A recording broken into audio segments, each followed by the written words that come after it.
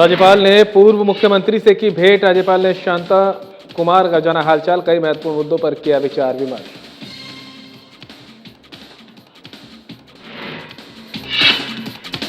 नगर निगम चुनावों को लेकर राजनीतिक सरगर्मियां तेज। सोलन में जयराम ठाकुर की जनसभा। बीजेपी प्रत्याशियों के लिए की वोट की अपील।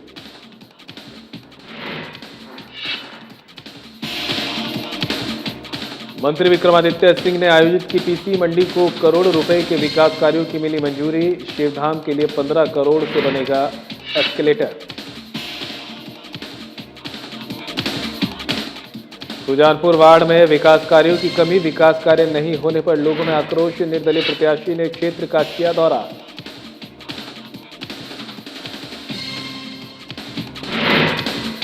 शिमला में डिप्टी कंट्रोलर की मौत। घर से सुसाइड नोट हुआ बरामद। मामले की जांच पड़ताल में जुटी पुलिस।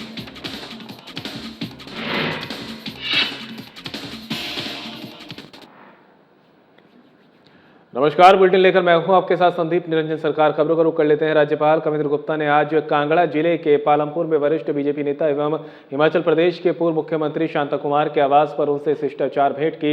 इस दौरान राज्यपाल ने पूर्व मुख्यमंत्री का कुशलक्षेम जाना और उनके बेहतर स्वास्थ्य की कामना की है। ये भेंट सौहार्दपूर्ण माहौल में संपन्न हुई, जिसमें राज्य और क्षेत्र से जुड़े कई महत्वपूर्ण मुद्दों पर विचार विमर्श किया गया। बातचीत के दौरान राज्यपाल ने शांता कुमार के राजनीतिक अनुभव, दूरदर्शी नेतृत्व और हिमाचल प्रदेश के विकास में दिए गए उनके अमूल्य योगदान की सराहना की और उनके प्रति गहरा सम्मान व्यक्त किया।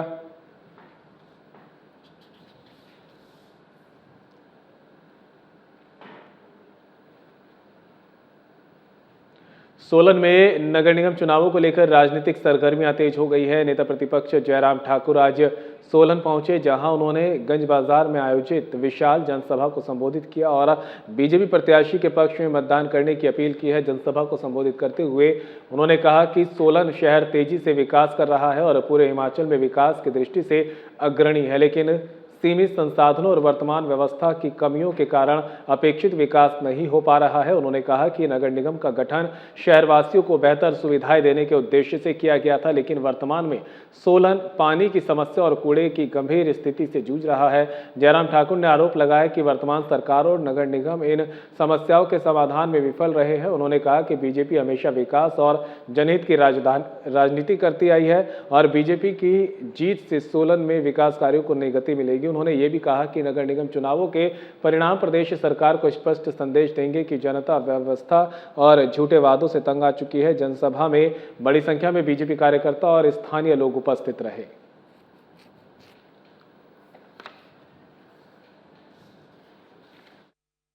ग्रो कर रहा है, तेजी से आगे बढ़ रहा है, तो उसमें हिमाचल प्रदेश में सोलन शहर पहले नंबर पर है।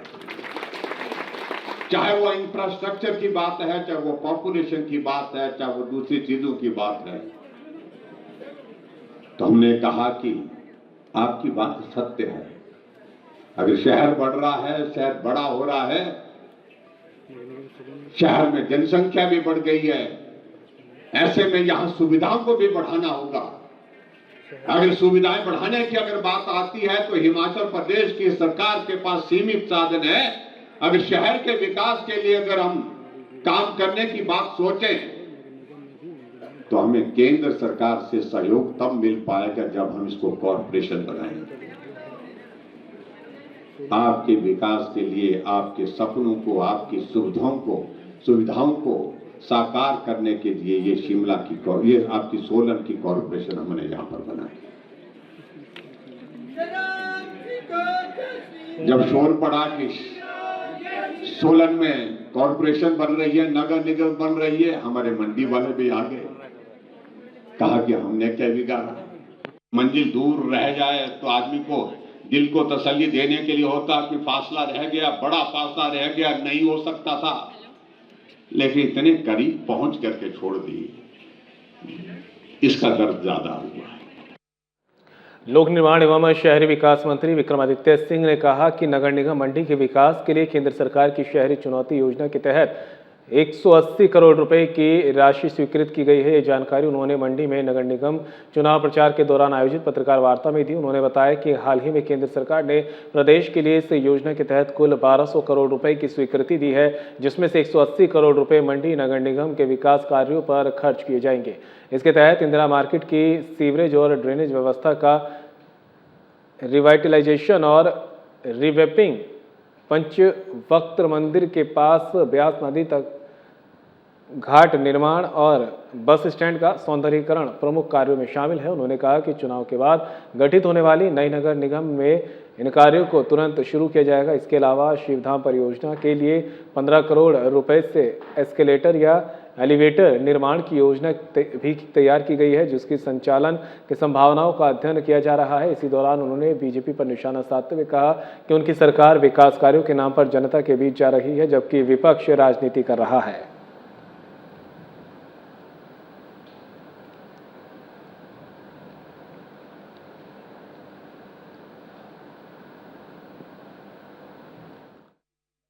हम बड़े प्रोजेक्ट्स लाना चाहते हैं। चुनावों में हार जीत चली रहती है, उस समय हमें सफलता जो है वो लोकसभा चुनाव में बेशक नहीं मिली, मगर मैं हमेशा अपने इच्छा शक्ति पे, अपनी सोच के ऊपर हम अडिग रहे, हम उसके ऊपर कार्य करते रहे। और आज मुझे खुशी है कि हम मंडी नगर निगम के लिए 180 करोड़ 180 करोड़ के प्रोजेक्ट स्वीकृत करवाने में सफल हुए हैं। इसमें प्रदेश सरकार की भी भागीदारी है, केंद्र सरकार की भी भागीदारी है। अभी हाल ही में मैं कुछ दिन पहले दिल्ली गया था, वहाँ पे एक हाई लेवल की मीटिंग जो हमारे शहरी विकास मंत्री हैं मनोहर लाल खट्टर जी, उनके साथ हमने करी और हिमाचल के लिए अर्बन चैलेंज फंड के माध्यम से 1200 करोड़ रुपए हमने स्वीकृत करवाए हैं। अभी कुछ ही दिन पहले हमने उसकी विभागीय बैठक करी और किस तरीके से उस 1200 करोड़ का वितरण अलग अलग नगर निगमों में, नगर निकायों में, नगर पंचायतों में होना है, उसका हमने एक पूरा खाका मुख्यमंत्री के साथ बैठकर उसके ऊपर चर्चा करी, बात करी।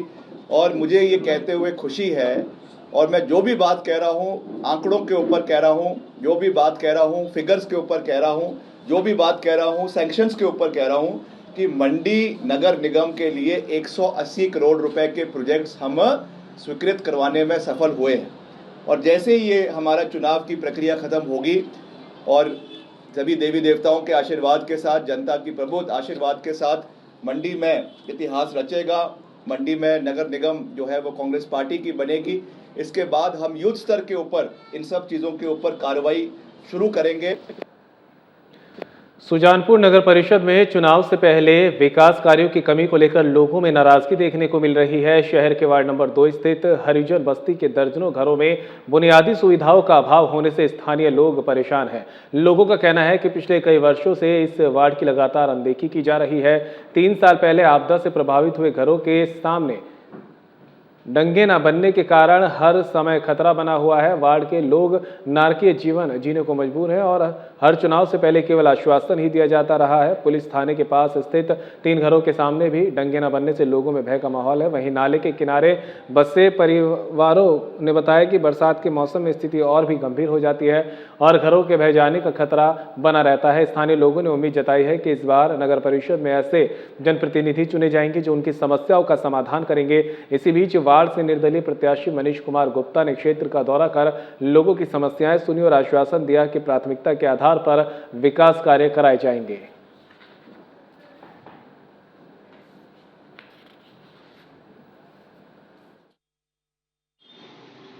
यहाँ के 5 साल हो गए डंगे डैठे हुए, आदि कोई सुनवाई नहीं है, ना पंचायत प्रधान कोई नहीं सुने, हाँ बुला देता कोई सुनवाई नहीं कर। यहाँ 5 साल बार बैठे हुई है, जो किसी का मकान बड़े चले, यहाँ के मकान बनाए सब, यहाँ कोई फायदा नहीं होती। कदें यहाँ बाहर ही आती, यहाँ की कोई सुनवाई नहीं है। ब्याह यहाँ तो डंगा दिते जाए बस। बच्चे परेशान सारे बड़े सियाने, यहाँ अह बमार भी यहाँ चली हंडी नहीं सकते। बरसात होंगी तो पानी कंधा नहीं लगता। आज मैं दिखे भी 2-3 बार आज ने कोई काम नहीं किया, हाँ सूही को नहीं, रस्ते नहीं बनिया, कोई चीज़ नहीं बनी, ऊपर तो थले तक बरसात जियां आउंदी तां सारा पानी अंदर कंधां ने बज गया, पूरी पूरी राती बह ने कटदे आ आंदी गरीबां दी सुनदा कोई नहीं, तां कुछ कर इब तो मैं हारी चुकी थी, मैं कुछ वोट नहीं देना, पर फिर भी चलो भाई तू आए हो तो भाई अहाँ वोट देना है। दराजे ते डंगल हो जाता, बार बार मिट्टी अप्पू सट्टी सारी मिट्टी ते थोड़ी देर चलो बाड़ा दे बाल है ना सारी बेठ हो जाती बरसाती, अगे पलैरल होई सारी बेठ होई तां ते सारी। कौन वार्ड है थोड़ा? वार्ड नंबर 2 तक एक कोई आया नहीं तुझे समस्या हल करने? अपने मथोले ताई है ना, बाकी अहीं समस्या तो कोई हल होई नहीं, तां की करना भी अहीं तो दराजा अगे बाहर बहंदी जर करी थी तां हुण फिर चुनाव आई तो क्या केड़ा उम्मीदवार चाहते थे हुण? जेड़ा है डंगे ये करेंगे इससे सुनाई करनी है। 10 दिन पहले वार्ड नंबर 2 में एक सर्वे किया है और जो पुलिस स्टेशन के सामने जो 3 परिवार हैं जिनके जो मकान हैं वो गिरने की कगार पर हैं, तो मैंने जायजा लिया। जो लोगों अगर वहां पे डंगे नहीं लगते हैं तो लोगों के घर जो है वो घरों से बेघर हो जाएंगे। और हमने पहले भी मैंने 3-4 दिन पहले भी मीडिया में ये बात कही है कि मैंने वार्ड नंबर 2 अब मेरा है वार्ड है, मैंने वार्ड नंबर 2 को अपनी गोद लिया है। अब वार्ड नंबर 2 की जनता का सुख भी मेरा होगा और उनका दुख भी। जो धर्मशाला नगर निगम चुनाव को लेकर राजनीतिक बयानबाजी तेज हो गई है। कांग्रेस के ऑब्जर्वर चौधरी चंद्र कुमार ने बीजेपी पर तीखा हमला बोलते हुए आरोप लगाया कि स्मार्ट सिटी परियोजना के नाम पर धर्मशाला में करोड़ों रुपए की बर्बादी की गई और विकास के नाम पर जनता को गुमराह किया गया। उन्होंने कहा कि अंडरग्राउंड डस्टबिन योजना में भी भारी धनराशि खर्च की गई, लेकिन इसका लाभ आम जनता तक नहीं पहुंच पाया। उन्होंने दावा किया कि जब नगर निगम में कांग्रेस का नेतृत्व था तब प्रदेश सरकार के साथ बेहतर समन्वय के चलते कई विकास परियोजनाएं धरातल पर उतारी गई, जिनमें सीवरेज व्यवस्था के 2 प्लांट, जिन पार्क और अन्य वार्डों में स्मार्ट सिटी के तहत विकास कार्य शामिल है। चौधरी चंद्र कुमार ने कहा कि बीजेपी नेताओं द्वारा लगातार भ्रम फैलाने की कोशिश की जा रही है और टिकट वितरण को लेकर पार्टी में अंदरूनी कलह अब सामने आ रही है, जिसका असर चुनाव परिणामों पर पड़ेगा।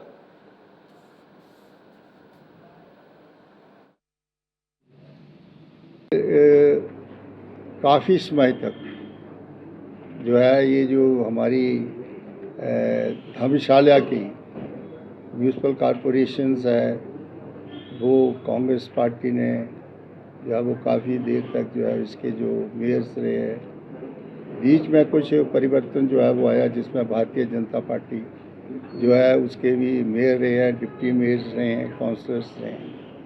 लेकिन जब जब कांग्रेस पार्टी के मेयर रहे हैं, डिप्टी मेयर्स रहे हैं, काउंसलर रहे हैं, इस हमारे धर्मशाला में काफ़ी विकास रहा है।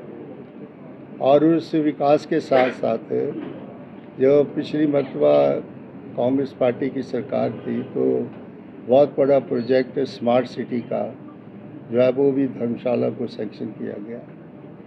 और जब ये प्रोजेक्ट जो है वो सैंक्शन किया गया तो भारतीय जनता पार्टी के उस वक्त के जो एक्स मेंबर पार्लियामेंट रहे हैं राज्यसभा के सुरेश भारद्वाज जी ने उसका उस वक्त विरोध किया कि धर्मशाला को ये स्मार्ट सिटी का प्रोजेक्ट है वो नहीं मिलना चाहिए। और उस वक्त क्योंकि हमारी अपनी सरकार थी और जहाँ के जो वर्तमान विधायक हैं श्री सुधीर शर्मा जी उस वक्त के अर्बन डेवलपमेंट मिनिस्टर भी थे और उस वक्त ये प्रोजेक्ट जो है वो सैंक्शन हुआ। और उस वक्त स्वर्गीय राजा वीरभद्र सिंह जो कांग्रेस पार्टी के वरिष्ठ हमारे चीफ मिनिस्टर थे, उनके तत्वाधान में ये प्रोजेक्ट मंडी नगर निगम चुनाव को लेकर राजनीतिक बयानबाजी तेज हो गई है। बीजेपी के मुख्य प्रवक्ता राकेश जम्वाल ने मुख्यमंत्री सुखविंदर सिंह सुक्खू, प्रदेश सरकार और लोक निर्माण मंत्री पर तीखा हमला बोलते हुए कहा कि कांग्रेस सरकार ने पूरे हिमाचल विशेषकर मंडी के साथ भेदभाव किया है। उन्होंने आरोप लगाया कि कांग्रेस अब चुनाव के समय झूठे वादों और दिखावटी दौरों के जरिए जनता को गुमराह करने का प्रयास कर रही है। राकेश जम्वाल ने कहा कि कांग्रेस एक तरफ प्रधानमंत्री नरेंद्र मोदी और केंद्र सरकार की आलोचना करती है, वहीं दूसरी ओर चुनाव में उन्हीं केंद्र की योजनाओं के नाम पर वोट मांग रही है। उन्होंने आरोप लगाया कि सुक्खू सरकार ने सत्ता में आते ही बदले की राजनीति शुरू कर दी और पिछली बीजेपी सरकार की कई जनहित परियोजनाओं को बंद या कमजोर किया गया। उन्होंने सरदार पटेल विश्वविद्यालय की स्थिति और शिवधाम परियोजना का उल्लेख करते हुए सरकार पर गंभीर सवाल उठाए।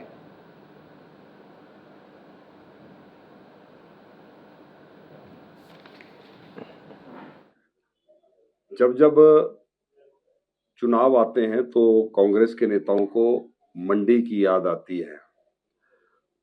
विक्रमादित्य जी कॉरपोरेशन के नगर निगम के चुनाव चल रहे हैं तो आजकल मंडी की याद फिर से उनको आ गई है। लोकसभा के चुनाव के समय में मंडी की याद आई थी, बड़े बड़े वायदे उन्होंने किए थे, लेकिन चुनाव का परिणाम जो भी हो वो हिमाचल की सरकार में मंत्री के रूप में काम कर रहे हैं। लेकिन इस 3.5 वर्ष के कांग्रेस के शासन के दौरान बताएं कि मंडी जिला के लिए वो कौन सी नई योजना लेकर आए, कौन सा बड़ा प्रोजेक्ट लेकर आए। आज कॉरपोरेशन के चुनाव आ रहे हैं तो कॉरपोरेशन के चुनाव में कह रहे हैं कि हम 180 करोड़ रुपए के प्रोजेक्ट भारत सरकार से यानी मोदी जी से लेकर आए। जिन मोदी जी को गली चौराहे में गाली देने वाले आज कांग्रेस के मंत्री विक्रमादित्य जी, उनके सभी साथी मोदी जी के उस पैसे, मोदी जी की योजनाओं के नाम पर वोट मांग रहे हैं। और जब भी चुनाव आता है मंडी की याद आती है, लेकिन मंडी के जो मुद्दे, जिन मुद्दों को लगातार हम हिमाचल प्रदेश की विधानसभा के अंदर भी उठा रहे हैं। जयराम ठाकुर जी की सरकार के समय में मंडी को सरदार पटेल विश्वविद्यालय दिया गया। 118 महाविद्यालयों के साथ मंडी की सरदार पटेल यूनिवर्सिटी शुरू की, लेकिन सत्ता परिवर्तन के बाद आते ही कांग्रेस की सुखविंदर सुक्खू जी की और सरकार की मंशा है कि ये यूनिवर्सिटी बंद हो, ये विश्वविद्यालय बंद हो। आज मात्र 30 महाविद्यालय इस सरदार पटेल यूनिवर्सिटी के अंतर्गत हैं। ये इस बात का प्रमाण है कि कांग्रेस के नेता इस यूनिवर्सिटी को, कांग्रेस की सरकार इस यूनिवर्सिटी को बंद करना चाहती है। शिमला में नगर निगम के डिप्टी कंट्रोलर रामेश्वर सिंह शर्मा की मौत मामले में बड़ा खुलासा हुआ है। उनके घर से एक सुसाइड नोट बरामद हुआ है जिसमें उन्होंने मानसिक दबाव और सर्विस डिप्रेशन का उल्लेख किया है। इस घटना के सामने आने के बाद प्रशासनिक गलियारों में हड़कंप मच गया।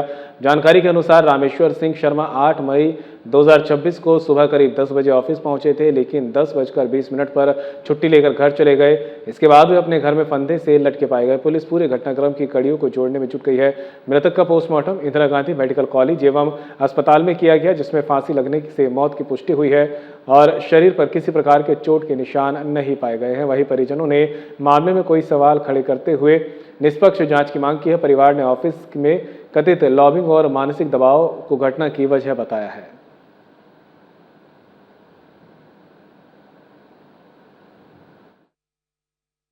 सर, मैं चाहता हूं कि निष्पक्ष जांच हो और हमें लगता है जिस हिसाब से इन्होंने सुसाइड किया है तो हमें यह लगता है कि सुसाइड नहीं कर सकते। जिस हिसाब से इनका स्ट्रक्चर था और बहुत समझदार आदमी है तो ये सुसाइड छोटे मोटे केसेस में नहीं कर सकते। हमें ये लगता है कि इन पर या तो डिपार्टमेंटली हाई प्रेशर होगा या कुछ और भी कुछ अंदर से डिप्रेशन है। जिस हिसाब से इन्होंने जो लेटर दिया था उस लेटर में 2 शब्द लिखे हैं, जो 2 शब्द हमें लगते हैं, एक है सर्विस डिप्रेशन और दूसरा है मेंटल प्रेशर। ये 2 शब्द से हमें जाहिर होता है कि इन पर प्रेशर कुछ था, डिपार्टमेंटली हो सकता है। हम चाहते हैं कि निष्पक्ष जांच हो। अगर डिपार्टमेंट का कोई भी कर्मचारी या सीनियर ऑफिसर इन्वॉल्व हो तो सख्त से सख्त कार्रवाई होनी चाहिए। और फिलहाल बुलेटिन में मेरे साथ इतना ही। दीजिए इजाजत। नमस्कार।